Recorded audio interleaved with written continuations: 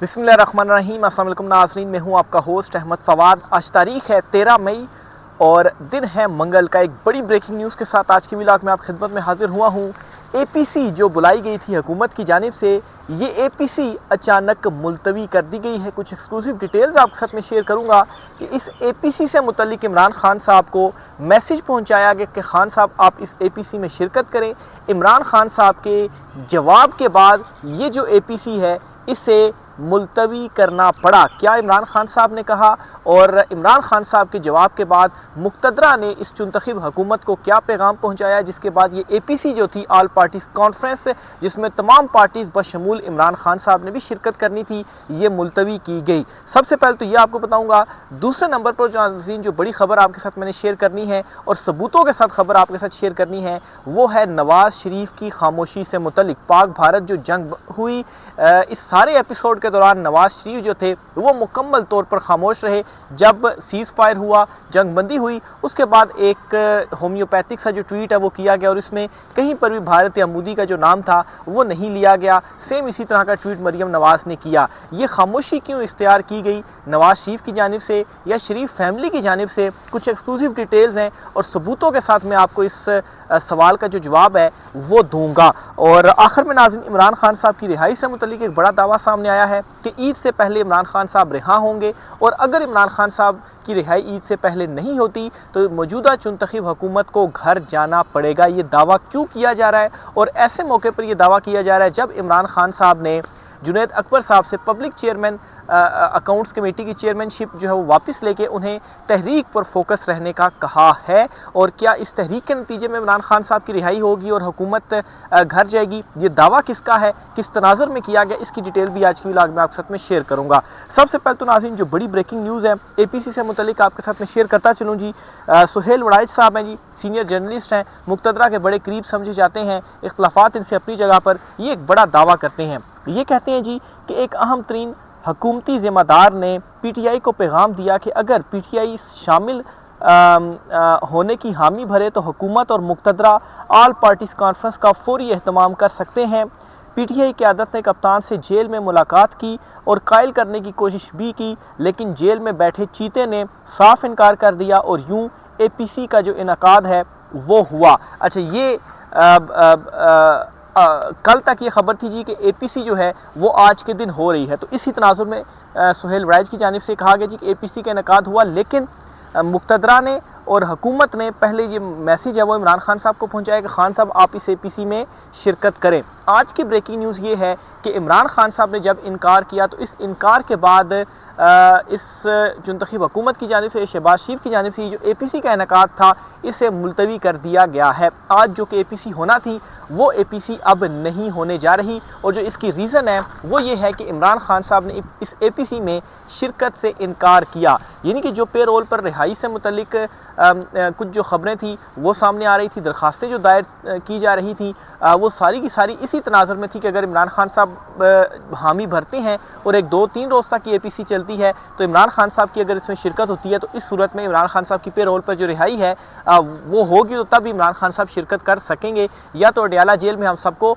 जाना पड़ेगा। तो ये इमरान खान साहब की पेरोल के रिहाई से रिलेट करके भी इसको जो है वो देखा जा सकता है। लेकिन इमरान खान साहब के इनकार ने ये बात साबित कर दी है कि ये जो भी कोशिशें कर रहे हैं, जो भी डीले इमरान खान साहब को दे रहे हैं, जो भी बाहिर तासुर बना रहे हैं कि अवाम तो अब हमारे साथ खड़ी हो गई है, हालांकि अवाम को ये पता है कि कब आपके साथ खड़े होना है और कब आपके साथ किस मामले में आपके साथ खड़ा नहीं होना। तो इमरान खान साहब ने इनकार कर दिया है और इमरान खान साहब इस एपीसी में शिरकत नहीं कर रहे। और इस चुनतखब हुकूमत को ये मालूम है कि एपीसी का जो इम्पैक्ट है वो तब ही जाना था कि जब इमरान खान साहब ने इसमें शिरकत करनी थी और इमरान खान साहब के सिग्नेचर्स उस एलामिया पे मौजूद हों जो एपीसी का एलामिया हो। और मकसद भी यही था कि इमरान खान को किसी तरीके से हमने अपने साथ जो है वो बिठाना है। लेकिन खान साहब ने इससे साफ जो इनकार है वो कर दिया है और अपने नज़रिए के ऊपर इमरान खान साहब डटे हुए हैं और किसी किस्म की कोई जो डील है वो खान साहब इन्हें इस चुनतखब हुकूमत को देने के लिए तैयार नहीं है।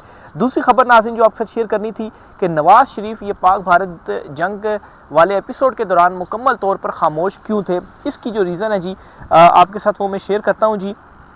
हारून रशीद साहब हैं, इन्होंने ये स्टेटमेंट दी है और ये कहते हैं कि नवाज शरीफ सगे भाइयों की तरह मोदी की इज़्ज़त करते हैं, इतने वो अपने भाई और औलाद की नहीं सुनते जितनी वो मोदी की सुनते हैं। एक लफ्ज़ मोदी के ख़िलाफ़ नहीं कहा। ये लोग कौम की रहनुमाई करेंगे, मतलब क्वेश्चन मार्क में उन्होंने कहा कि ये लोग हैं जो कौम की रहनुमाई करेंगे, कि ये तो मोदी को सगे भाइयों से भी ज़्यादा बढ़कर जो है वो उसकी बात सुनते हैं, अपने भाइयों और बच्चों की नहीं सुनते लेकिन उसकी सुनते हैं। तो जाहिर सी बात है अगर ये चीज़ होगी तो फिर कैसे स्टेटमेंट कोई नवाज शरीफ की जानिब से दी जा सकती है। फिर इसी तरह से जी कुछ सबूतों के साथ मैंने कुछ चीज़ें भी आपके साथ शेयर करनी थी जी, कि ये जो पाक भारत जंग हुई है इसमें पाकिस्तान तहरीक इंसाफ का जो सोशल मीडिया था उसका क्या रोल था, और नून लीग का जो सोशल मीडिया था वो क्या रोल था, और ये जो हारून रशीद साहब दावा कर रहे हैं ये एक तरह से दुरुस्त भी साबित हो रहा है कि वाकई ना सिर्फ नवाज शरीफ या दीगर शरीफ ख़ानदान के लोगों ने स्टेटमेंट नहीं दी मोदी या भारत के अगेंस्ट, बल्कि इनका जो सोशल मीडिया था वो भी खामोश रहा मोदी के हवाले से। और वैसे ही DGSPR या आर्मी चीफ जो हैं वो एक प्रेस कॉन्फ्रेंस करके तो नहीं शुक्रिया अदा कर रहे, और इमरान खान साहब को भी नाम लिए बगैर उनको जो है वो अप्रिशिएट नहीं किया जा रहा। उनको भी मालूम है कि ये PTI का ही सोशल मीडिया था और लोग थे जिन्होंने हमें डिफेंड किया ये जो सोशल मीडिया के महाज के ऊपर। नहीं तो नून लीग की तरफ तो कुछ भी नून लीग तो मुकम्मल तौर पर फारिग है। सबूत क्या है जी, ये कुछ फिगर्स जो हैं वो इकट्ठे किए गए हैं और कुछ कीवर्ड्स दिखाए गए हैं कि ये जो ट्वीट्स वगैरह होती हैं या दीगर जो सोशल मीडिया प्लेटफॉर्म यूज़ किए जाते हैं उनमें कीवर्ड्स इस्तेमाल किए जाते हैं। तो जो पाकिस्तान का कीवर्ड इस्तेमाल किया गया PTI ऑफिशियल की जानिब से पाकिस्तान का कीवर्ड 386 मरतबा यूज़ हुआ, और नून लीग के ऑफिशियल अकाउंट की जानिब से 114 मरतबा जो पाकिस्तान का एक कीवर्ड था वो यूज़ किया गया। इसी तरह से पाकिस्तान जिंदाबाद का जो कीवर्ड था PTI ऑफिशियल ने 83 और नून लीग ने 37 मरतबा। इसी तरह से भारत का जो कीवर्ड है इंडिया, ये PTI ऑफिशियल ने 111 और नून लीग ने 77 मरतबा। और मोदी का जो कीवर्ड है ये PTI ऑफिशियल ने 45 मरतबा और नून लीग ने सिर्फ 2 मरतबा। तो अब यहाँ से आप अंडरस्टैंड करें हारून रशीद की स्टेटमेंट, नवाज शरीफ की खामोशी, और उसके बाद ये जो फिगर्स हैं, जो फैक्ट्स हैं, ये चीख चीख कर बता रहे हैं कि ये खामोश हैं, जानबूझकर खामोश हैं। कुछ तो है जिसकी पर्दादारी है, और पर्दादारी ये है जी कि इनके आपस में रिलेशन इस तरह का है जी कि ये अपने भाई की नवाज शरीफ नहीं सुनते, अपने बच्चों की नहीं सुनते, लेकिन मोदी की सुनते हैं और उसकी इज़्ज़त भी करते हैं। इसीलिए तो वैसे ही जो है वो उनके शादियों के अंदर मोदी शिरकत नहीं करता, बाहर से ही बताए बगैर मुक़तदरा को या इस्टेब्लिशमेंट को लूप में लिए बगैर जी वो जो शिरकत है वो करी जा रहा है। और ये अब इसके जो सबूत हैं वो भी आपके सामने मैंने रख दिए। ये पाक भारत जंग के दौरान जो कीवर्ड्स यूज़ हुए, मोदी का जो कीवर्ड हुआ, आखिर क्यों नून लीग रिलेक्टेंट रही इस सारे एपिसोड के दौरान कि मोदी का जो कीवर्ड है वो यूज़ नहीं किया, ना जो है वो किया जाए। जो DGSPR की जाने से शुक्रिया अदा किया गया, ज़ाहिर सी बात है जो DGSPR की स्टेटमेंट थी वही आर्मी चीफ की भी होती है, वो पूरे एक इदारे की तरफ से होती है, तो उसमें सोशल मीडिया का भी शुक्रिया अदा किया गया। इस पर जावेद चौधरी जो हैं वो क्या कहते हैं वो भी ज़रा सुनिएगा उनकी स्टेटमेंट, फिर इस पर भी मैं अपना राय जो है वो देता हूँ। मैं इस बात का एतराफ़ करना चाहता हूँ कि PTI वर्कर्स ने इस मुश्किल घड़ी में हुब्बुल वतनी का सबूत दिया। उनको अगर हम कह रहे हैं कि ये पाकिस्तान के दुश्मन हैं तो उन्होंने ये बात गलत साबित कर दी है। ये कौन कह रहा है जी? जावेद चौधरी कह रहे हैं। इनके पहले डिजिटल दहशतगर्द कहा जाता था जी, और अब ये कह रहे हैं जी कि अगर हम उनको ये कह रहे हैं कि ये पाकिस्तान के दुश्मन है तो उन्होंने ये जो बात है वो गलत साबित कर दी। अगर उन्होंने ये बात गलत साबित कर दी है तो इसका मतलब ये है कि जो लोग इन्हें ये कह रहे हैं कि आप पाकिस्तान के दुश्मन हैं तो फिर वो लोग गलत हैं।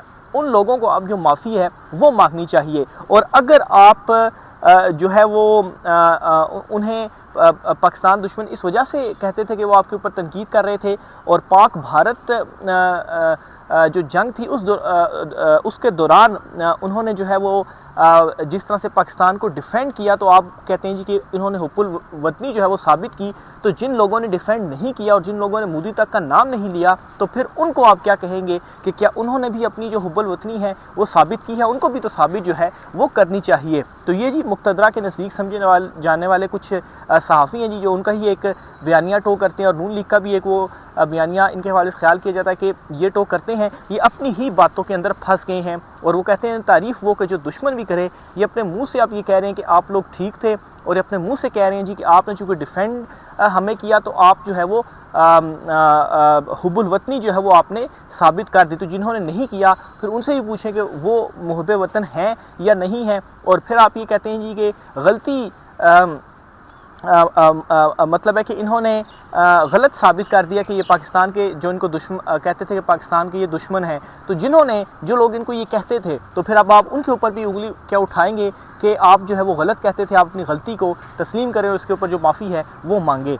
तो ये जी इनके अपने मुंह से अब ये जो चीज़ें हैं वो निकल रही हैं। तो ये जी कुछ सबूतों के साथ चीज़ें थी वो आपके साथ मैंने शेयर करनी थी। आगे चलते हुए जी इमरान खान साहब की रिहाई से मुतल्लिक भी एक ख़बर है, वो भी आपके साथ मैं शेयर करता चलूँ जी। लतीफ़ खोसा साहब हैं, सीनियर कानूनदान हैं जी, इमरान खान साहब के वकील भी हैं, पीटीआई के रहनुमा भी हैं। इन्होंने एक बड़ा दावा किया है और दावा इन्होंने किया जी कि इमरान खान बड़ी ईद घर में हर सूरत गुजारेंगे वरना ये हुकूमत जो है वो घर जाएगी। अब इमरान खान साहब ईद हर सूरत घर गुजारेंगे। अच्छा, इमरान खान साहब की पेरोल पर रिहाई हो जाती है अगर इमरान खान साहब एपीसी के लिए कहते हैं जी ठीक है मैं शिरकत करता हूँ, तो उन्होंने इनकार कर दिया, तो अब जाहिर सी बात है वो तो नहीं होगा। अब ये जो रिहाई के हवाले से दावा करें कि हर सूरत बड़ी ईद इमरान खान साहब घर गुजारेंगे, तो इसको इस तनाजुर में मैं देख रहा हूँ जी कि पीटीआई तहरीक शुरू करने जा रही है, जुनैद अकबर इसको लीड करेंगे और केपी से ये तहरीक का आगाज़ होगा और जुनैद अकबर के ज़िम्मे जितनी भी दीगर रिस्पॉन्सिबिलिटीज़ थी, पब्लिक अकाउंट्स कमेटी की चेयरमैनशिप वो उनसे वापस ले ली गई है और उनको सिर्फ तहरीक की जिम्मेदारी दी गई है और उमर अयूब या अली अमीन गंडापुर को ये जिम्मेदारी नहीं दी गई, वही जुनैद अकबर जो हैं वही लीड करेंगे। तो या तो ये हो सकता है कि इस तहरीक के नतीजे में प्रेशर इतना ज़्यादा पड़े कि इमरान खान साहब की जो रिहाई है वो फिर करनी पड़ जाए, और साथ ही साथ वो ये कह रहे हैं कि अगर इमरान खान साहब को रिहा नहीं करते तो वरना ये जो हुकूमत है वो घर जाएगी। तो फिर दूसरी सूरत में ये होगा जी कि ये जो हुकूमत है फिर इसको घर जाना पड़ेगा। तो मैं तो इसको इसी तनाजुर में एनालाइज़ कर रहा हूँ क्योंकि गुज़श्ता कुछ जो डेवलपमेंट्स हुई हैं अगर आप डॉट कनेक्टिंग करें तो उसमें यही एक जो बात है वो समझ में आती है। तो बहरहाल जी देखें इस पर मज़ीद क्या जो डेवलपमेंट्स होंगी वो भी आपके साथ में शेयर करूँगा जी। अलीमा खान साहिबा और रऊफ़ हसन साहब, इन दोनों का आज एक मुकदमा था इस्लामाबाद हाई कोर्ट में। अलीमा खान साहिबा पर तो ये था जी कि उनका नाम ईसीएल में या जो है वो बैरून मुल्क वो नहीं जा सकती थी, उनका नाम उस फहरिस्त में डाल दिया गया कि इनको रोका जाए। तो इसको इन्होंने इस्लामाबाद हाई कोर्ट में चैलेंज किया था हुकूमती इक़दाम को। तो इस दरख्वास्त पर आज समाअत हुई और अदालत ने इजाज़त दे दी है कि अलीमा खान और रऊफ़ हसन का जो नाम है जी वो इस फहरिस्त से निकाला जाए और इनको इजाज़त दी है जी कि ये बैरून मुल्क अगर सफ़र करना चाहें तो ट्रायल कोर्ट की इजाज़त से ये जो सफ़र है अब वो कर सकते हैं। तो अलीमा खान साहिबा ने बाहर आकर ये भी कहा कि इमरान खान साहब से मुलाकात के बाद वो उनका मैसेज पहुंचाती थी पब्लिक तक। तो इस तनाज़ुर में क्या हुआ जी कि उनके ऊपर जो 4242 मुकदमे हैं उनमें उनका जो नाम है वो शामिल कर दिया और ये भी उन्हीं में से एक ही इक़दाम था जी कि उनको नो फ्लाई लिस्ट या ECL इस किस्म की फहरिस्त होती है कि आप अगर बैरून मुल्क जाना चाहें तो आपको जो है वो इमिग्रेशन वाले या एयरपोर्ट वाले जो है वो रोक देते हैं कि आपको इजाज़त नहीं है मुल्क से बाहर जाने की। तो ये फहरिस्त से नाम निकालने का जो हुक्म है वो दिया गया है। तो ये एक बड़ा रिलीफ तो है, खैर अदालत से इम्पोर्टेंट रिलीफ जो है वो मिला है अलीमा खान साहिबा को। लेकिन आज इमरान खान साहब से मुलाकात का दिन भी है, मंगल का दिन मुलाकात का दिन होता है, इमरान खान साहब की फैमिली से उनकी मुलाकात का दिन है। देखें आज मुलाकात करने दी जाती है इमरान खान साहब को या नहीं करने दी जाती, इससे रिलेटेड भी डिटेल्स इंशाल्लाह नेक्स्ट व्लॉग में आपके साथ में शेयर करूँगा।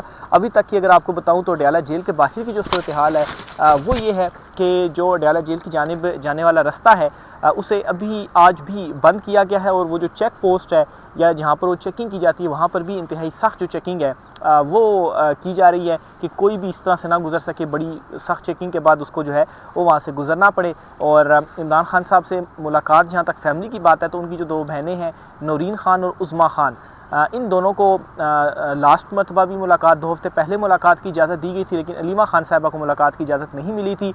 फिर ATC अदालत से अलीमा खान साहिबा ने एक और जो ऑर्डर है वो भी लिया कि इनकी जो मुलाकात है वो इमरान खान साहब से करवाई जाए। तो देखें जो ATC अदालत का ऑर्डर भी आ गया, वैसे भी मुलाकात होनी ही होनी है, ये भी कानून है, लेकिन एक ऑर्डर भी आ गया, इस ऑर्डर के ऊपर भी अब जेल इंतज़ामिया अमल दरामद करती है या नहीं करती और अलीमा खान साहबा को मिलने देती है या नहीं मिलने देती। तो आज इस पर भी कुछ डेवलपमेंट्स होंगी इंशाल्लाह नेक्स्ट व्लॉग में आपके साथ वो मैं शेयर करूँगा।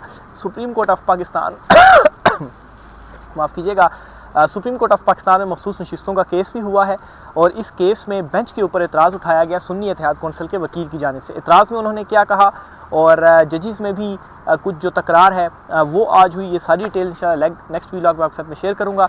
आज की व्लॉग से इतना ही, मुझे इजाज़त दीजिए। अल्लाह हाफिज़।